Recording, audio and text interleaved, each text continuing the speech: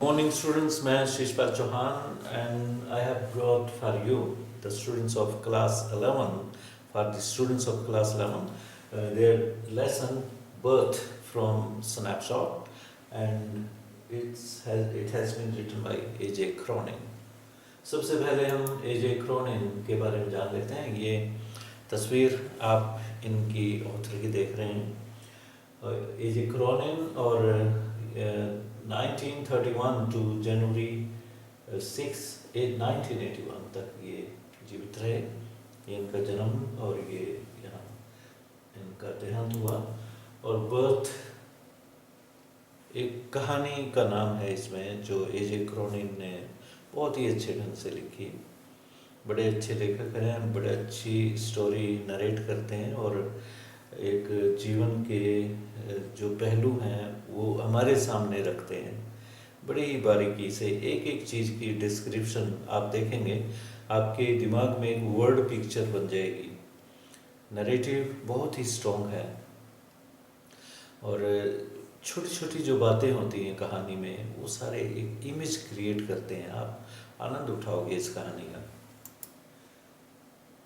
His best known novel is The Citadel, which is about a doctor doing practice in a Welsh एक area है जो language Welsh बोलते हैं, Celtic और Welsh ये languages हुई हैं इंग्लैंड में पुरानी। तो माइनिंग विलेज है, वहाँ की स्टोरी है। एक गरीब सा परिवार है, उनकी कहानी है। और सिटिडल से ही ये जो बर्थ, ये जो स्टोरी है वहीं से ही उठाई गई है।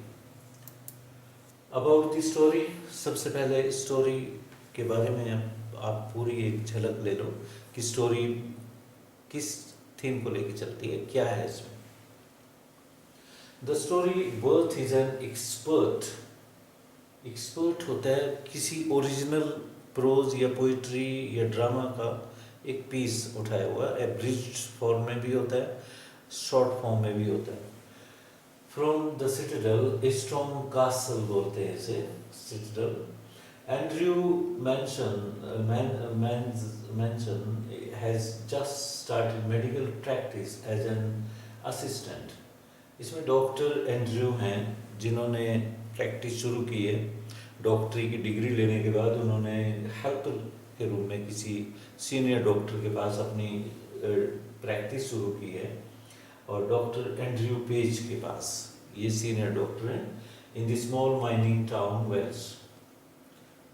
टाउन का नाम भी वेल्स है, माइनिंग टाउन है। वहाँ पे लोग माइनिंग करते हैं, खान वगैरह खोदते हैं, कोयले की भी खान हो सकती है। और ये जो बजरी वगैरह ये भी माइनिंग में ही आती है। He is coming home after having met the girl whom he loves and he is in sad mood. और जिस लड़की से इनका प्रेम है डॉक्टर का, तो उससे मिल के आ रहे हैं और उदास मूड में है। कुछ अनबन हुई होगी, कुछ किसी मुद्दे पे बहस हुई होगी, कोई इशू बना होगा, तो थोड़ा सा उदास हैं कि कुछ अनप्लेजेंट सा घटित हुआ होगा। Suddenly he comes across Joe Morgan, whose wife is expecting a child. अचानक उनकी मुलाकात, डॉक्टर की मुलाकात एक व्यक्ति से होती है जिसका नाम जो मॉर्गन है, और उनकी पत्नी एक्सपेक्ट कर रही है, मतलब उनको डिलीवरी होने वाली है बच्चे की। After a long span of time of their married life, कम से कम 20 साल हो गए उनकी मैरिड लाइफ को, बच्चा नहीं हुआ होगा। तो अब वो उम्मीद से हैं और उस समय आ गया है बच्चे को जन्म देने का। तो वो व्यक्ति जो मॉर्गन इन्हें मिलता है। देखते हैं आगे क्या होता है। Let's see what happens next. Detail summary of the story, पूरी एक एक लाइन की हमने आपके सामने एक तस्वीर पेश करूंगा मैं कि किस तरह से मतलब ये स्टोरी घटित होती है। It was nearly midnight when Andrew reached Bryngower. Midnight था, आधी रात हो चुकी थी जब डॉक्टर एंड्रयू ब्रायन गोवर पहुंचे।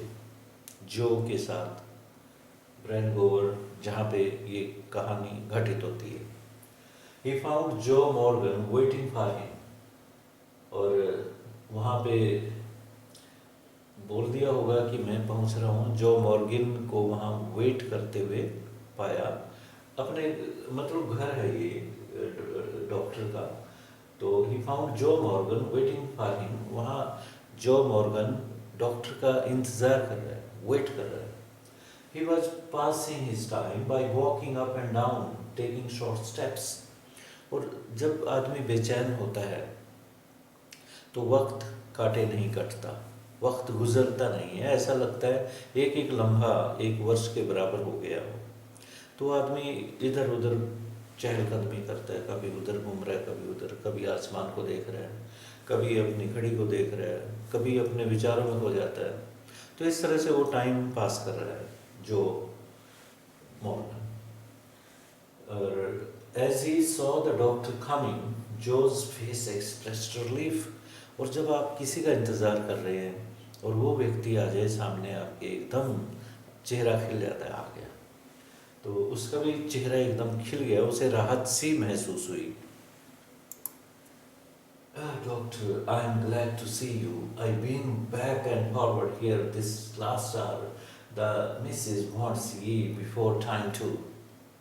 तो वो कहता है कि खुश होता है, अपने मन के उद्गार निकालता है कि किस तरह से वो इंतज़ार कर रहा था। कहता है कि डॉक्टर, मैं बहुत खुश हूँ आपको देख के, आप पहुँच गए हो, और मैं तो यहाँ इधर उधर ऐसे ही कभी उधर जा रहा था, कभी उधर चहलकदमी कर रहा था। तुम्हारा 1 घंटा हो गया इंतज़ार करते हुए, और मिसेस की को आपकी ज़रूरत है, और इससे पहले कि टाइम हो जाए, बिफोर टाइम टू, मतलब कम समय है, जल्दी पहुंचना है। बर्ली का मतलब होता है लार्ज एंड स्ट्रॉन्ग। ये व्यक्ति जो था, जो वेट कर रहा था, लंबा और मजबूत बना हुआ था। और ड्रिलर, होम मेकर, ये क्या होती है, गार्डन टूल होता है, उसके हाथ में होगा वो, आप टेक्स्ट में देखना इसको। Andrew was lost in his own affair till then. Andrew अपनी ही परेशानी में था, मिल के आया था प्रेमिका से और खोया हुआ था, अपने ही मामले में उलझा हुआ था। अफेयर क्या होता है, मामला। और so he had to come out of that, उससे एकदम निकलना पड़े। जब आप खोए हुए होते हो, जैसे आप लेसन में डूबे हुए हो और एकदम निकलना होता है, जब आदमी पूरी तरह से खोया हुआ होता है तब निकलता है, अदरवाइज तो बच्चे, बहुत से बच्चे तो लेसन में घुसते ही नहीं है, निकले हुए होते हैं पहले। ही टोल्ड जो टू वेट फॉर हिम, जो को कहा ओके वेट करो मेरी। After that he brought his bag from inside, फिर वो अपना बैग लेके आए, एंड सेट आउट विद जो टू रीच द एड्रेस, और चल पड़े। सेट आउट मीन्स चल पड़े, रवाना हो गए जो के साथ उस एड्रेस पे पहुंचने के लिए। नंबर 12 ब्लेना टेरेस ये एड्रेस था। The air was cool and deep with quiet mystery. हवा ठंडी थी, एक एक बारीकी बताते हैं, मौसम कैसा था, आसमान कैसा दिख रहा था, हवा ठंडी थी, महसूस हो रही थी यहाँ चीक्स पे, और रहस्यमय थी। आधी रात है, रहस्य तो होते ही अंधेरा होता है, और रहस्यमय मतलब एक भेद भरी कि क्या अंधेरे में क्या कोई आ जाए, कोई जानवर आ जाए, ये सारे रहस्य होते हैं, कोई भूत ना आ जाए, बहुत से अंधविश्वासी ये भी सोचेंगे। The writer says that Andrew usually remained active and sharp minded. लेखक यहाँ ये बताते हैं हमें कि ये जो एंड्रयू हैं, ये डॉक्टर एंड्रयू अक्सर बड़े शार्प माइंडेड और एक्टिव थे, वो हमेशा ही एक्टिव रहते थे। But at that time he felt dull and listless. परंतु इस समय वो दिमाग काम नहीं कर रहा, बिल्कुल नीरस, बिल्कुल डल महसूस कर रहे, जैसे सोचते हैं और दिमाग से कोई चीज़ नहीं निकल रही, ऐसा है सो जाए। लिस्टलेस, लैकिंग इन एनर्जी, जैसे उत्साह ही सारा खत्म हो गया हो, जैसे सारी एनर्जी निकल गई हो उनकी, ड्रेन आउट हो गई हो। और एंथुजियाज्म, जोश नहीं है उनमें, उत्साह नहीं है। क्योंकि मुलाकात उनकी उदासी भरी थी अपनी प्रेमिका के साथ। He was uncertain about the task he was going to perform that night. और जो कार्य हाथ में लिया, बड़ा महत्वपूर्ण कार्य लिया, बड़ा इम्पोर्टेंट कार्य हाथ में लेके चले, वो पूरा हो पाएगा या नहीं हो पाएगा, अनसर्टन है, अनिश्चित है। But he did not know that it would be so unusual task.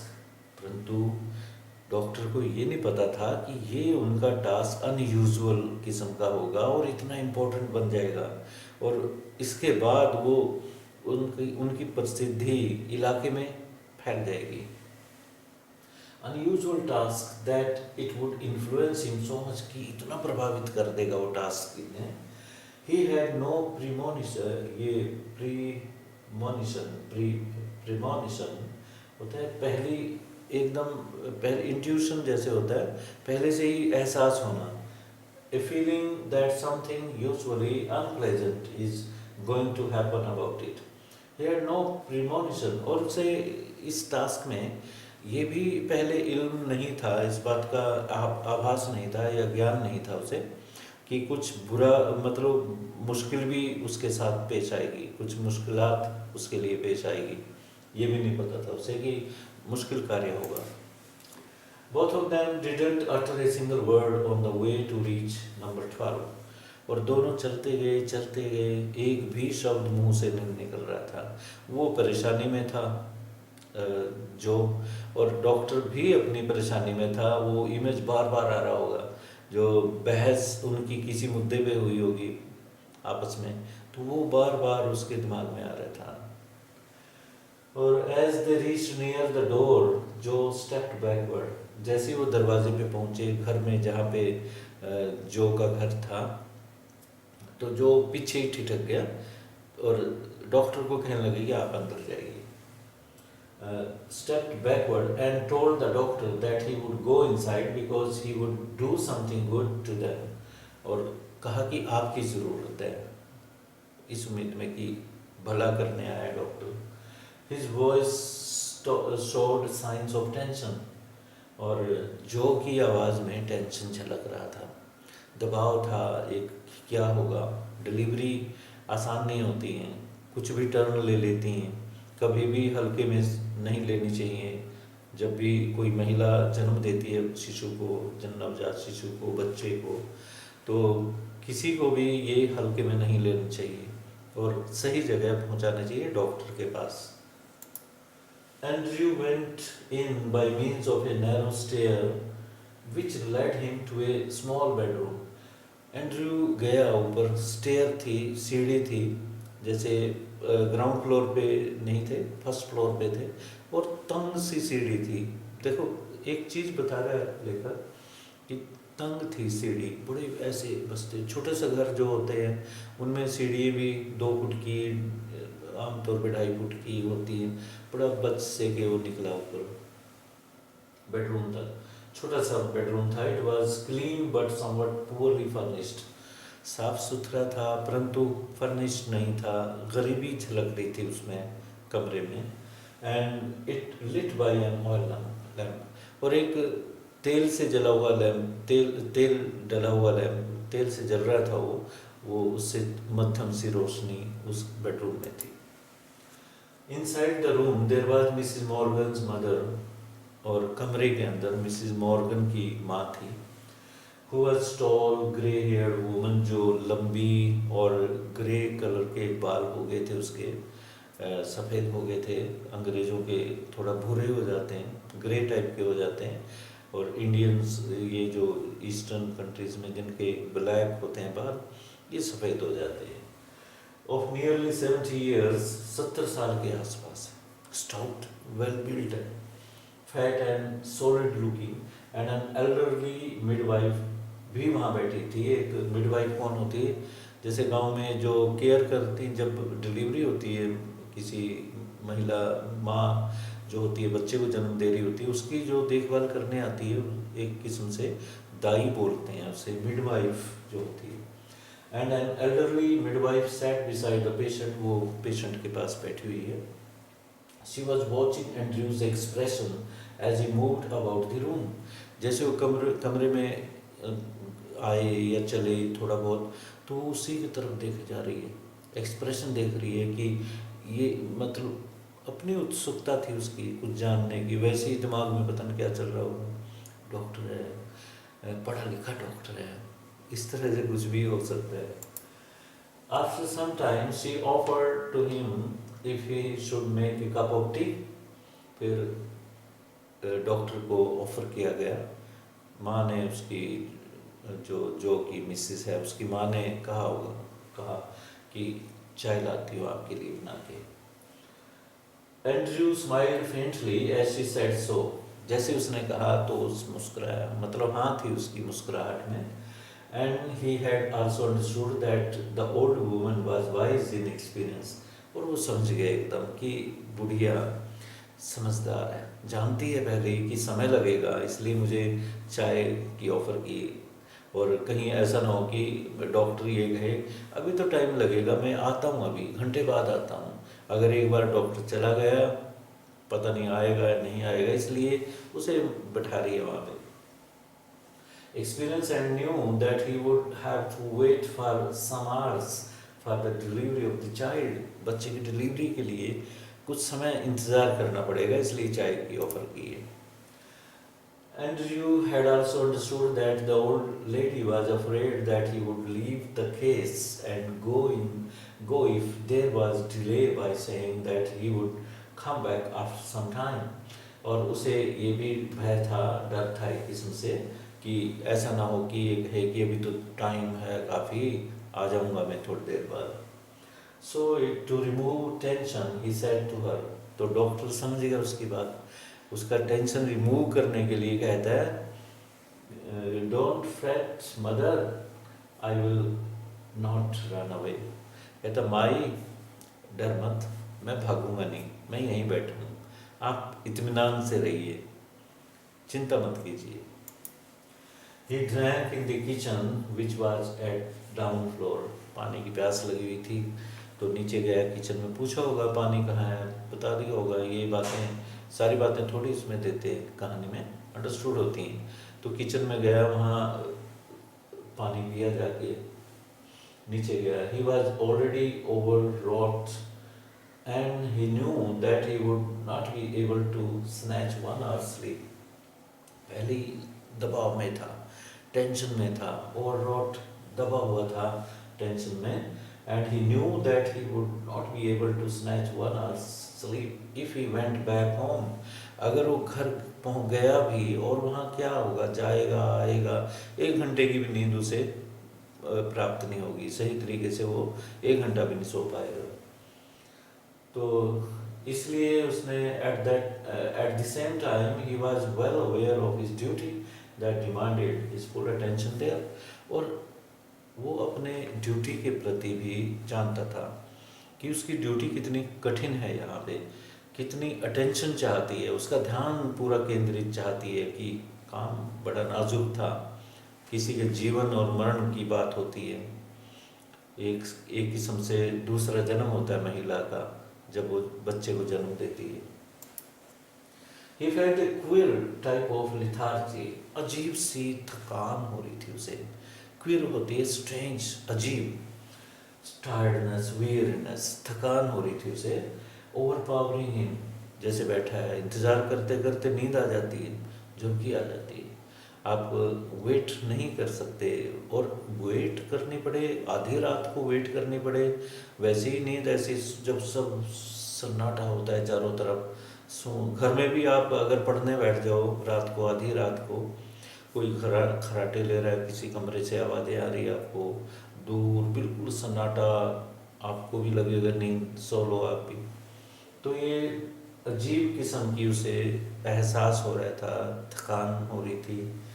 और but in spite of that he decided to stay there until he finished his job.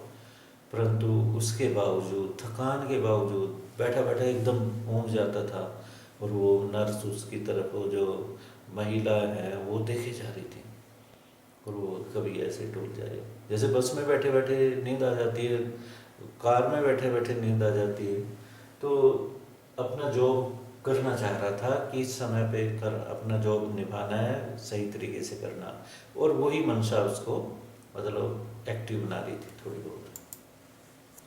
After an hour he went upstairs, noted the progress made by the patient. फिर 1 घंटे बाद वो ऊपर गया, जिस कमरे में बेडरूम था, प्रोग्रेस देखने गया कि कहाँ तक क्या स्टेज है माँ की।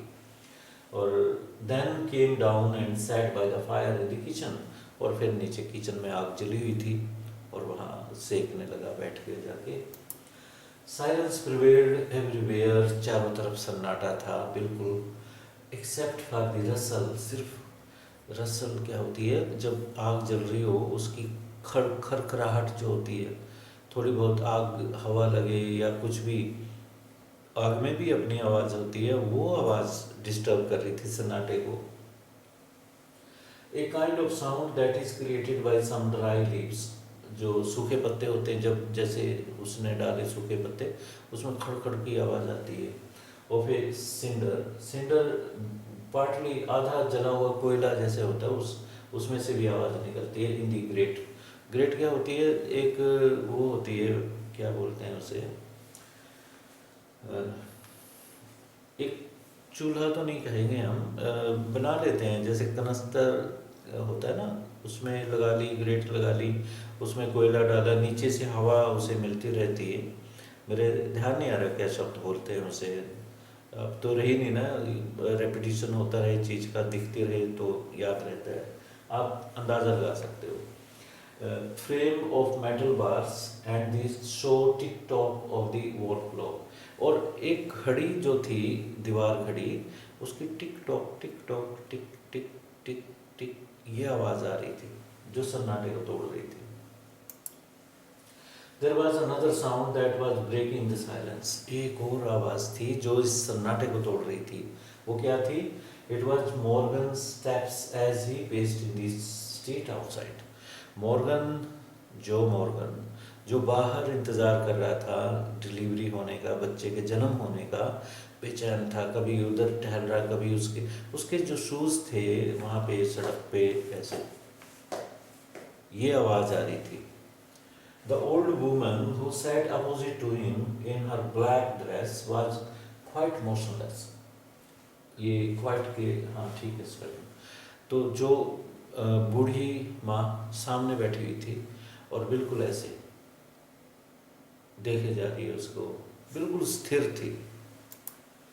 Her eyes were strangely alive, wise and probing. उसकी आंखें अजीब ढंग से जीवित थी, मीन्स मतलब उनमें एक चमक थी, एक एक्टिव आंखें थी। ये नहीं नींद आ रही है डल, वो मरी हुई आंखें होती। जब आप ऐसे आधी खुली, कई बच्चों की मैं देखता था क्लासेस में, ऐसे आधे खुली आंखें होती हैं, मतलब पूरी आंखों में भी एकदम ये हो, प्रोबिंग, जैसे गार्ड होते हैं ना, पीएम के गार्ड हैं या किसी और के, देखो आप जो पीछे खड़े होते हैं, ऐसे आंखें प्रोबिंग ऐसे देख रहे होते हैं, वो गॉगल लगे होते हैं, डार्क ग्लासेस, और ऐसे देख रहे होते हैं कि कौन किसकी क्या हरकत है। और टीचर जो क्लास में होते हैं उनकी भी आंखें ऐसी एक्टिव होनी चाहिए, ये नहीं कि बच्चे पीछे शोर कर रहे हैं और टीचर अपना पढ़ाया जा रहा है, ऐसा नहीं होता है। हर चीज़ को देखना होता है, उनके दिमाग में क्या अंदर तक प्रोब करना होता है, प्रोब होता है सर्च करना, इंटरनल, जहाँ कोई चीज़ देख भी ना सके वहाँ तक जाना। और and probing, investigating, searching, and they were constantly watching Andrews face. और वो आंखें एंड्रयू के चेहरे को देख रही थी, लगातार देख रही थी। Andrew was lost in his deep thoughts that made him sad and muddled. Muddled होता है कंफ्यूज्ड, और एंड्रयू अपने विचारों में खोया हुआ था। अब अपने विचार होते हैं, अपनी अपनी दुनिया होती है सब इंसान की, जब वो अकेले बैठे होते हैं, साइलेंस में होते हैं, अब अपनी दुनिया में खोए होते हैं। एंड्रयू अपनी दुनिया में खोया हुआ था, वही सीन चल रहा होगा जहाँ पे वो मिले थे और किस तरह से बात हुई थी, बार बार वही सीन उसके दिमाग में आता है। मडल मैंने confuse. The episode he had watched at the railway station still disturbed his mind horribly. जो घटना घटित हुई उसके साथ रेलवे स्टेशन पे, जो मामला बना या इशू बना अपनी प्रेमिका के साथ, वो उसे बार बार उदास कर रहा था और उसे एकदम डिस्टर्ब कर रहा था, हॉरिबली भयानक रूप से उसे वो डिस्टर्ब परेशान कर रहा था। ऑब्सेस्ड मैंने होता है ओवरपावर्ड, ग्रिप्ड, कि जैसे आइडिया आपके बार बार दिमाग में आए, obsessed means you are obsessed with that idea, एकदम आप हटाए नहीं हटता वो आइडिया, बार बार आए। जैसे कोई मोबाइल पे ऐड चिपक जाती है, आप हटाते हो फिर आ जाती है, कुछ चिपकू एड्स होती है, तो वो ऑब्सेस्ड होता है। Then he thought about Bramwell who was foolishly devoted to. अब उसे 3 व्यक्तियों के बारे में ध्यान आ रहा है कि वो अपनी पत्नी से, पत्नी का व्यवहार कैसा है, इस तरह से 3 कपल की बात कर रहा है वो। पहला कपल आता है ब्रैनवेल का, who was foolishly devoted to the woman who deceived him sordidly, कि उसकी पत्नी उसे कितना धोखा दे रही है और वो कितना प्यार करता है, उसे चिपका जा रहा है वो। ये नहीं है कि छोड़ दे, डिवोर्स कर दे, जब वो उसका साथ ही नहीं दे रही, उसके साथ वफादार है ही नहीं है, तो फिर भी वो निभाए जा रहा है। Devoted to the woman who deceived him sordidly, बड़े गंदे तरीके से उसे डिसीव कर रही हो।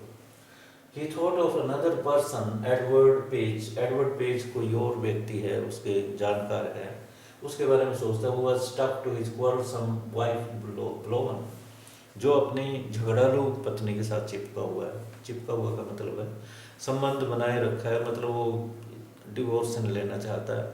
डिवोर्स एक बहुत बुरा शब्द है, जिंदगियां सेपरेट कर देता है और ईगो फाइट होती है उसमें, फिर बाद में बस जाते हैं लोग।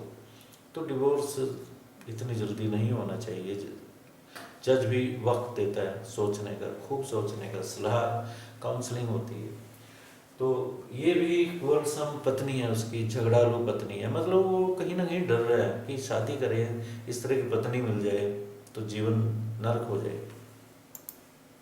He also thought of Danny, Danny के बारे में सोचता है, who was living unhappily away from his wife, वो वाइफ से वो दूर रह रहा है और वो वहाँ रह रही है, वो दूर रह रहा है, ये भी कोई जिंदगी है, या तो शादी ही ना करो आदमी।